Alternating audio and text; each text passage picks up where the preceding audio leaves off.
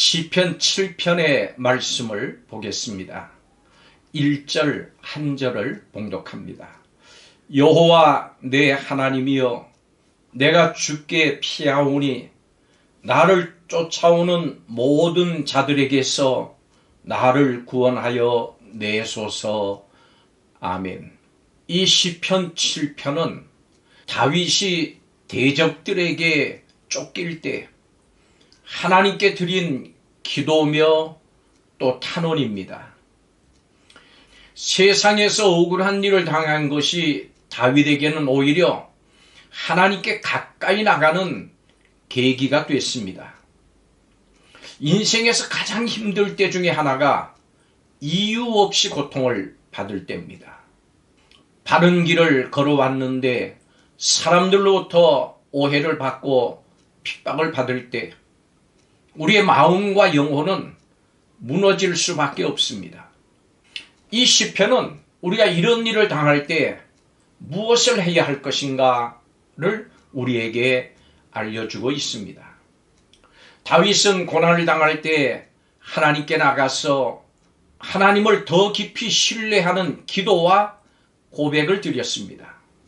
그렇습니다. 이것이 바로 성도의 지혜입니다. 21절과 2절을 보면 다윗은 억울한 고난 가운데서 나를 구하소서 이렇게 하나님께 기도했습니다. 다윗의 대적은 마치 사자와 같습니다. 그러나 자신을 찢으려고 덤벼드는 대적 앞에서 하나님의 구원을 구하는 다윗의 확신 또한 만만치 않습니다. 그는 하나님이 아니시면 누구도 자신을 구할 수 없음을 알았습니다.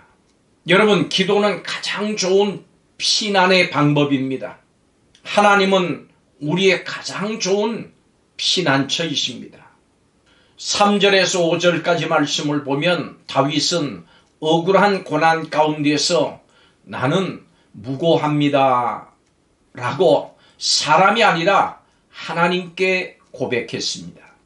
억울한 비난과 핍박을 당할 때 우리는 무고함을 주장합니다. 그리고 우리를 궁지로 내몬 대적을 비난하고 심지어 하나님을 시험하기도 하고 원망하기도 합니다. 그렇지만 다윗은 가장 먼저 자신의 마음을 살폈습니다. 내가 하나님께 순종치 않은 영역이 혹시나 없는지 살폈습니다. 그리고 원수들의 고소대로 자신에게 허물이 있다면 원수들에게 직접 공격을 받아 목숨을 빼앗겨도 무방하다고 주장합니다. 6절에서 9절까지 다윗은 고난 가운데 내게 힘을 주소서 하나님께 간구했습니다. 다윗은 온 세상의 재판관이신 하나님께 그 판단을 요청합니다. 적극적인 하나님의 개입을 바라면서 하나님의 정의가 내 자신의 살 길임을 고백합니다. 다윗에게 하나님은 재판관이시면서 동시에 그의 의와 성실을 입증할 수 있는 변호인이 된다고 6절에 고백합니다. 다윗은 그 하나님 앞에 자신의 깨끗한 양심을 호소할 만큼 자신의 정직한 삶을 자부하고 있습니다. 그런데 다윗이 기대하는 변론의 기준은 사람의 마음과 양심을 감찰하시는 하나님이십니다. 그렇기 때문에 다윗은 하나님의 판결을 무조건적으로 수용하기로 결단했습니다. 대적 앞에서 우리의 삶은 정직하고 깨끗하다고 내세울 수 있겠습니까? 그렇다면 혹시 그것을 내 의로 삼아서 남을 정죄하는 삶을 살고 있지는 않은지 돌아볼 수 있기를 바랍니다. 10절에서 13절까지 말씀을 보면 다윗은 이 고난 중에 나를 보호하소서 하나님께 간구했습니다. 다윗은 하나님을 나의 방패라고 고백합니다. 하나님 앞에서도 깨끗한 양심을 주장할 수 있을 만큼 정직하게 살았다고 고백합니다마는 그것이 다윗에게 구원의 근거가 되지는 않습니다. 10절에 하나님은 의로우신 재판장이시기 때문에 정직한 자를 구원하시고, 11절에 매일 분노하시는 분이시기 때문에 회개치 않는 자의 죄악을 결코 지나치지 않으시고, 12절에 하나님은 칼과 활 그리고 화살을 준비하셔서 악인을 멸망시키십니다. 14절에서 17절까지 마지막 부분에 다윗은 고난 중에 있는 나를 지켜달라고 하나님께 간구했습니다. 악인이 악을 행하는 것은 죄악을 해산하는 것과 같습니다. 악인은 악을 낳습니다. 하나님께서는 악인이 그 악으로 인해서 스스로 멸망에 빠지도록 내버려 두십니다. 하나님께서 그 인생에 개입하시질 않습니다. 인간은 하나님께서 내버려 두시면 스스로의 악으로 인해서 멸망할 수밖에 없습니다. 하나님께서 내버려 두시는 것, 이것이 가장 큰 하나님의 징벌입니다.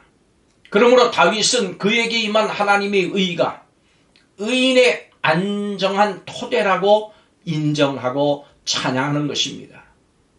악인은 죄를 낳고 죄는 심판을 낳습니다. 죄악에는 반드시 징계가 따르고, 악한 계획은 결국 그 악을 계획한 음모자에게로 돌아간다고 하는 자업자득의 진리를 기억해야 합니다. 죄의 삭은 사망입니다.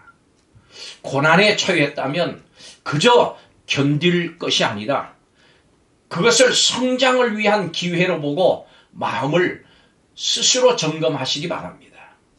하나님께서 뭔가를 가르치시고 삶의 어떤 영역을 개발하실 것입니다. 이유 없이 핍박을 받을 때 하나님께 피하십시오. 우리가 억울한 아픔과 고난을 받을 때 해야 할 것은 하나님께 나아가는 것입니다. 여러분의 인생에 하나님께서 개입하심을 적극적으로 요청하십시오. 남에게 말 못할 어려움이 있습니까? 하나님께서 내 편이 되어주시고 나를 위해서 싸워달라고 간절하게 부르짖으십시오. 고통 속에서도 하나님을 신뢰하고 찬양하십시오. 우리가 하나님을 신뢰하고 찬양할 때 구원의 역사가 반드시 일어납니다. 기도드리겠습니다. 살면서 억울한 일을 당해 명예와 인격이 손상될 때, 억울함과 두려움이 찾아올 때도 대적들로부터 우리를 건지시는 하나님의 오른판을 의지합니다. 우리의 마음을 감찰하시는 하나님 앞에 정직한 영혼으로 감사의 찬송을 이어가게 하여 주옵소서. 하나님의 의로우신 판단에 모든 것을 맡김으로 죄악의 유혹을 떨쳐버리게 하여 주옵소서. 예수님의 이름으로 기도하옵나이다.